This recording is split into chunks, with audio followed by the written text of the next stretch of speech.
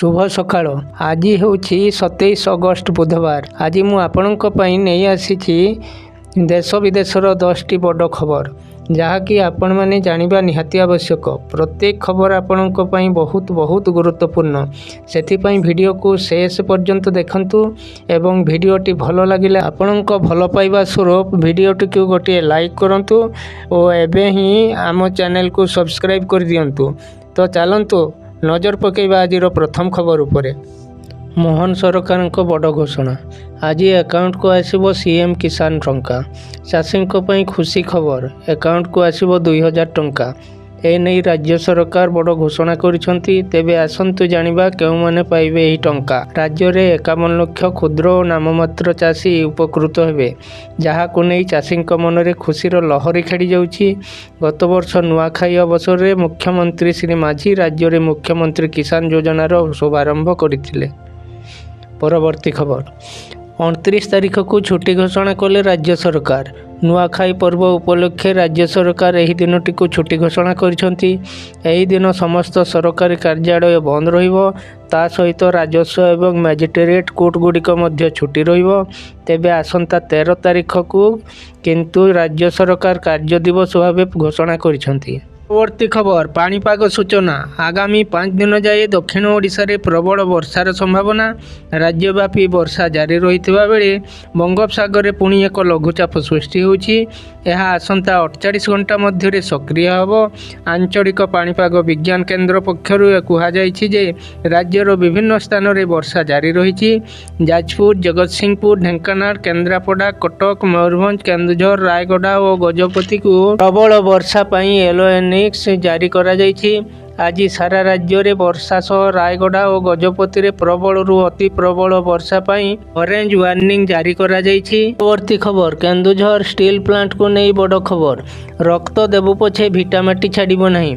केन्दुझर जिला पाटणा तहसील अंतर्गत जिंदल प्रतिरोध माटी रे सोमवार एक जरूरी बैठक जमुनापसी हाट पड़िया रे अनुष्ठित होई जाइछि।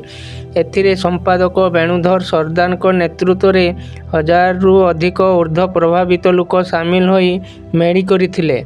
एथिरे 2006 रे तत्कालीन आर्सेलर मित्तल को दो फसली मूल्यवान चाष जमी रे शिल्प प्रतिष्ठा को विरोध करिवारु से समय रे उक्त कंपनी ओडिशा छाड़िथिले मध्य वर्तमान ओडिशार मोहन माझी सरकार उक्त दो फसली जमी रे इस्पात कारखाना करने को उद्यम आरंभ करने को सर्वसम्मतिक्रमे निंदा करा जाइछि। उपस्थित चेमणा, जमुनापसी, मोरसुआ और राजनगर पंचायतर लोक मैंने कौन सी परिस्थिति रे जेएसडब्ल्यू और पोस्त कंपनी को जमी दियाजिबो नहीं बोली दृढ़ोक्ति प्रकाश करिसेंती। एहाकू बैठक रे सर्वसम्मतिक्रमे गृहीत होइथिला। रक्त देबु पछे भिटामाटी छाड़िबु नहीं बोली प्रभावित लोक मैंने स्लोगान देइछंती। परवर्ती खबर, कैबिनेट रे 4टी प्रस्ताव को मोहर। राज्य कैबिनेट रे 24तम बैठक मुख्यमंत्री मोहन चरण माझी अध्यक्षतार आज लोकसभा भवन स्थित सम्मिलनी कक्ष रे अनुष्ठित हो जाइछि। मुख्य शासन सचिव मनोज आहूजा कैबिनेट बैठक रे निया जाइथिबा निष्पत्ति संपर्क रे गणमाध्यम को सूचना देउथिले। कैबिनेट बैठक रे मोट 3टी विभाग रे 4टी प्रस्ताव आलोचना पूर्वक अनुमोदन करा जाइछि।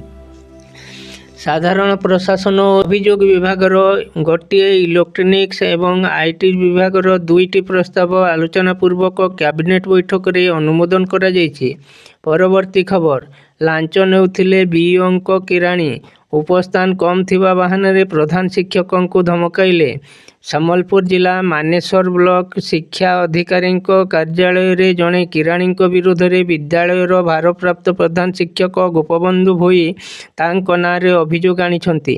गत 20 तारीख रे बईसरा प्राथमिक विद्यालय को परिदर्शन रे जाइथिले ब्लॉक शिक्षा अधिकारी लतिका दास और तांकर 2 जण सहयोगी। प्रधान शिक्षकों को कहिबा कथा लतिका दास सबु किछि जांच कला परे स्कूल रो चली जाइथिले।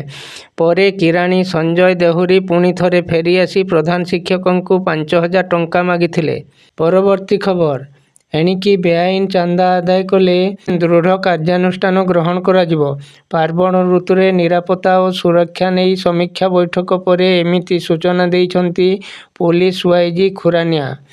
ପାର୍ବଣ ଋତୁରେ ବେଆଇନ ଚାନ୍ଦା ଆଦାୟ କରିବା ପାଇଁ ତୃଣମୂଳ ସ୍ତରରେ ଏହାକୁ କାର୍ଯ୍ୟକାରୀ କରିବାକୁ ଏସ୍ପିଙ୍କୁ ସେ ନିର୍ଦ୍ଦେଶ ଦେଇଛନ୍ତି। ପରବର୍ତ୍ତୀ ଖବର। ଏଣିକି ଲୋକଙ୍କ ସରକାରରେ ଆମ ଶାସନ ହ୍ୱାଟ୍ସଆପ୍ ମାଧ୍ୟମରେ ସରକାରଙ୍କ ସହ ସିଧାସଳଖ କଥା ହେବ ଜନତା ବୈଜ୍ଞାନିକ ଜ୍ଞାନକୌଶଳରେ ଉପଯୋଗରେ ଲୋକଙ୍କ ପାଖରେ ଉତ୍ତରଦାୟୀ ହେବାକୁ ପଦକ୍ଷେପ ସ୍ୱରୂପ ଆମ ଶାସନର ଶୁଭାରମ୍ଭ କରିଛନ୍ତି ମୁଖ୍ୟମନ୍ତ୍ରୀ ଶ୍ରୀଯୁକ୍ତ ମାଝୀ। ଉଭୟ ଅନଲାଇନ୍ ଓ ଅଫଲାଇନ୍ ପ୍ଲାଟଫର୍ମରେ ଲୋକେ ମତାମତ ଦେଇପାରିବେ। ଏଥିପାଇଁ ହ୍ୱାଟ୍ସଆପ୍ ଚାଟ୍ ବ୍ରାଣ୍ଡ ନମ୍ବର 7400221903 ଜାରି କରାଯାଇଛି। ଏହା ସହିତ ଟୋଲ୍ ଫ୍ରି ନମ୍ବର 14471 ଜରିଆରେ ନିଜର ଅଭିଯୋଗ ଓ ପରାମର୍ଶ ଦେଇପାରିବେ। ପରବର୍ତ୍ତୀ ଖବର। ବଢ଼ିଲା ଭାରତୀୟ ସେନାର ବଳ। ନୌସେନାରେ INS ହିମଗିରି ଓ ଉଦୟଗିରି ସାମିଲ।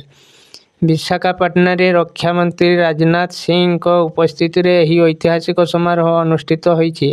ପ୍ରଥମ ଥର ପାଇଁ ଦୁଇଟି ଭିନ୍ନ ଭିନ୍ନ ଶିପ୍ ୟାର୍ଡରୁ ନିର୍ମିତ ଦୁଇଟି ପ୍ରମୁଖ ଯୁଦ୍ଧ ଜାହାଜ ଏକ ସାଙ୍ଗରେ ନୌସେନାରେ ସାମିଲ ହୋଇଛନ୍ତି। ଭାରତର ସାମୁଦ୍ରିକ ଶକ୍ତିକୁ ଆହୁରି ମଜବୁତ କରିବା ଏବଂ ମେକ୍ ଇନ୍ ଇଣ୍ଡିଆ ଓ ଆତ୍ମନିର୍ଭରଶୀଳ ଭାରତର ସଫଳ